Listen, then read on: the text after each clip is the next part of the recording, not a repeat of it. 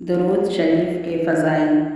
درود شریف کی بڑی فضیلت ہے۔ اللہ تعالیٰ کا ارشاد ہے، ان اللہ ملائکتہ یصلون علی النبی یا ایھا الذین آمنوا صلوا علیہ وسلموا تسلیما۔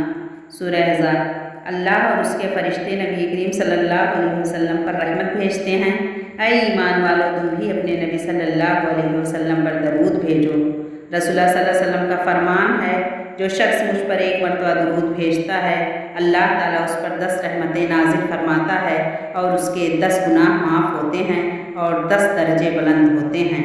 آپ صلی اللہ علیہ وسلم نے یہ بھی فرمایا کہ سب سے زیادہ مجھ سے قریب وہ شخص ہوگا جو کثرت سے درود بھیجتا ہے۔ نبی کریم صلی اللہ علیہ وسلم کا نام مبارک پڑھتے یا سنتے وقت ضرور درود پڑھنا چاہیے۔ رسول اللہ صلی اللہ علیہ وسلم نے فرمایا، اس آدمی کی ناک خاک آلود ہو، یعنی وہ شخص ذلیل ہو جس کے پاس میرا ذکر ہو اور وہ مجھ پر درود نہ بھیجے۔ ایک حدیث میں یوں آیا ہے، وہ شخص بخیل ہے جس کے پاس میرا ذکر ہو اور اس نے مجھ پر درود نہیں بھیجا۔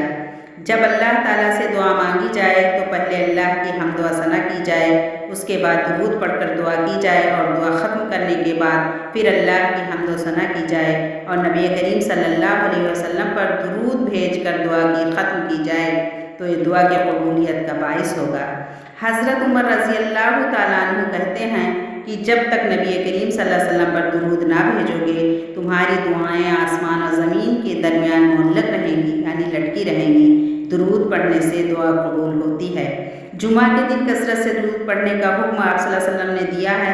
مسجد کے پاس سے گزرنے اور اس کو دیکھنے کے وقت بھی درود پڑھنا چاہیے۔ درود شریف کے مختلف سیغے ہیں۔ سب سے مختصر درود صلی اللہ علیہ وسلم ہے۔ محدثین رسول اللہ صلی اللہ علیہ وسلم کی حدیث بیان کرتے وقت ہی درود لکھتے ہیں۔ مثلا قال النبی صلی اللہ علیہ وسلم یا النبی صلی اللہ علیہ وسلم۔